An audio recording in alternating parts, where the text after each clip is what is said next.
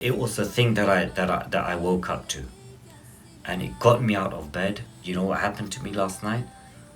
So sometimes you see in your life you are struggling and you are so desperate in need of a sign from Allah subhanahu wa ta'ala.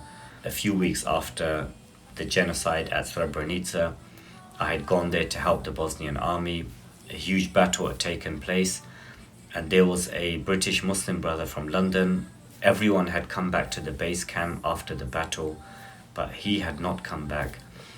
And 8 days later, they found his body. أخي أنت حر وراء السدود أخي أنت حر بتلك القيود إذا كنت بالله مستعصما فماذا يضيرك كيد العبيد فماذا يضيرك كيد العبيد.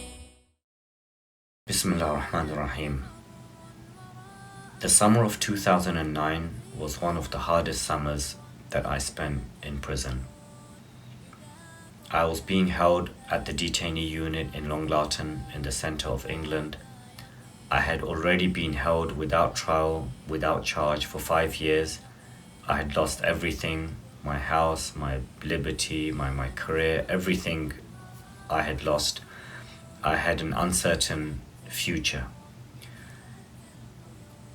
What had happened also is that several months earlier, at the end of 2008, the detainee unit had been, by the orders of the governor, had been isolated from the rest of the prison.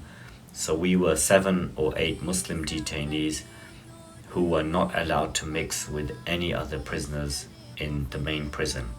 We could do that before, but after this decree, we were no longer allowed to go to the gym or to the education or to the library or to the workshop or to Friday prayers or to have any contact whatsoever with the 100 or so Muslim prisoners in the main population. So we became isolated, and it was a very, very difficult time that we were all struggling with.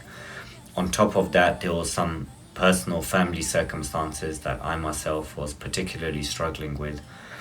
And Ramadan began that year in August, and I was praying and making more dua that Ramadan than I had done in previous years.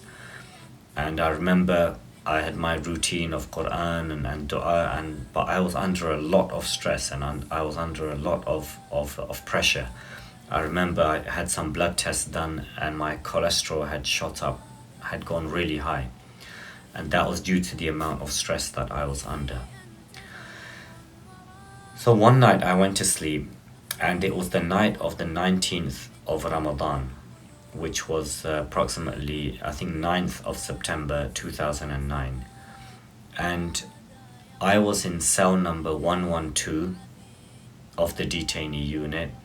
And if you look at an aerial photograph of Long Lartin prison, you will see in the exact center of the photograph, slightly to the left, you will see some like a small rectangle where there's some small green air ducts, ventilation ducts.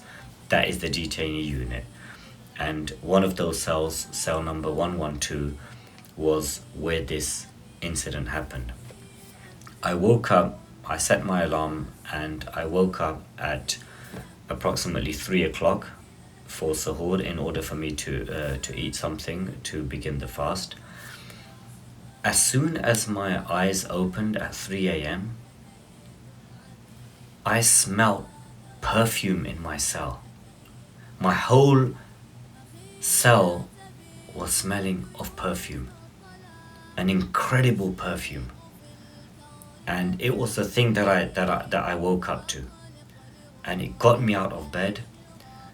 And then it lasted a few moments, and then it went.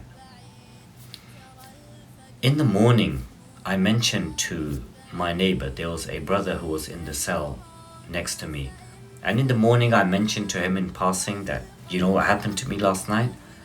And that I woke up for suhoor, and I smelled this smell of perfume in my cell for a few moments, and then it went. And he said, and he was someone, he wouldn't be able to get up, so he would just pray, or he would stay up all night and pray and eat, and he would stay up all night until Fajr. So he said to me, he said, at that time, he said, I was praying, and as I was praying, so the way where our cells were in front of us was like a like where you prayed, there's like a wall. He said, around that time, a light shone.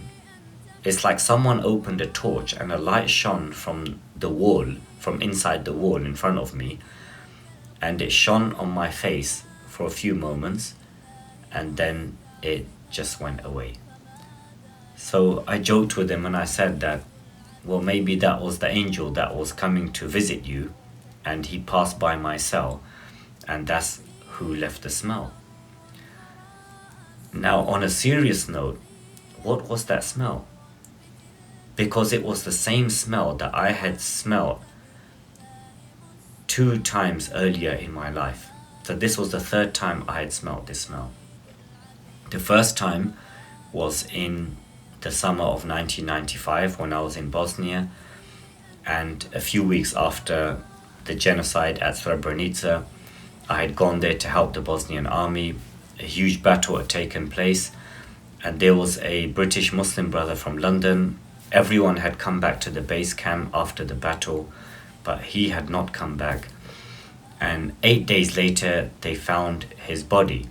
So I remember that I was in the base camp, and I had just made wudu, and I was walking, and I saw this van, and I saw about 100 people crowd around this van. I didn't know what had happened. I was just coming back, and I just saw this crowd of people. As I approached the crowd, there was like a very strong smell of the same perfume in that whole area surrounding the van. And a couple of people, 2 or 3 other people smelled it as well. They looked at each other and said, can you smell that? Can you smell that? That was the first time I smelled this aroma.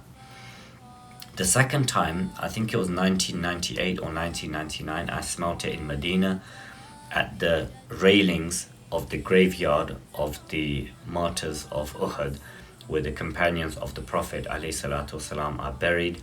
And I was there, it wasn't that much rush, and I was just standing there, and then all of a sudden I smelled this smell of perfume. And this was the 3rd time, and it was exactly the same smell. It is something out of this world. It is something which relaxes you, which you just want it to stay there forever, and it's unlike any smell that you have smelled before. So what is this smell?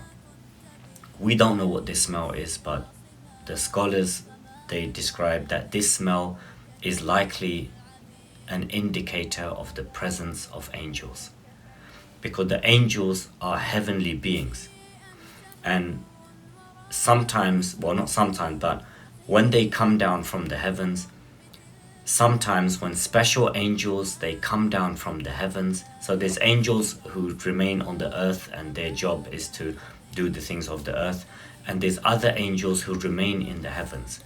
But sometimes those angels, they come down to earth, and when they come down to earth, then they bring those heavenly scents and aromas with them.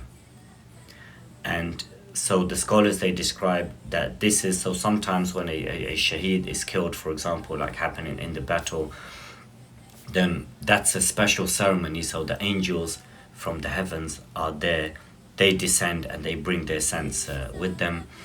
And sometimes it is just their presence, or sometimes they are passing. So this was a sign that Allah subhanahu wa ta'ala, He gave me. And at that time, I had been making so much dua. So sometimes you see in your life you are struggling, and you are so desperate in need of a sign from Allah subhanahu wa ta'ala, and you're reading Quran, but it's not enough. You're making dua, you're praying, it's not enough. You need some reassurance from Allah to show you, just to give you that little bit of strength, that Allah can reassure you that He is still with you. And that is when something like that happens. And it doesn't just happen. That happened to me once in 11 years in prison, and it happened at the time that I needed it most. There's people that have had cancer, and they've described their hospital room beginning to smell of perfume at odd times in the night when no other human being is present. This is all from the presence of angels. So 19th of Ramadan 2009, which was the 9th of September 2009 that year, it happened in cell number 112 in Long Larton prison in Worcestershire, and I am a witness to that I smelt this beautiful smell, which I understood to be an angel that Allah subhanahu wa ta'ala had sent into my cell to reassure me and to give me strength at a very difficult time in my ordeal, in order to give me strength and to give me hope and to give me reassurance that He was with me. When you are going through a difficult time, ask Allah subhanahu wa ta'ala, beg Him for reassurance and beg Him for help, and He will respond to you, and He will also show you His signs like He showed to me. Wassalamu alaikum wa rahmatullahi wa barakatuh. أخي أنت حر وراء السدود، أخي أنت حر بتلك القيود، إذا كنت بالله مستعصما فماذا يضيرك كيد العبيد، فماذا يضيرك كيد العبيد. أخي أنت حر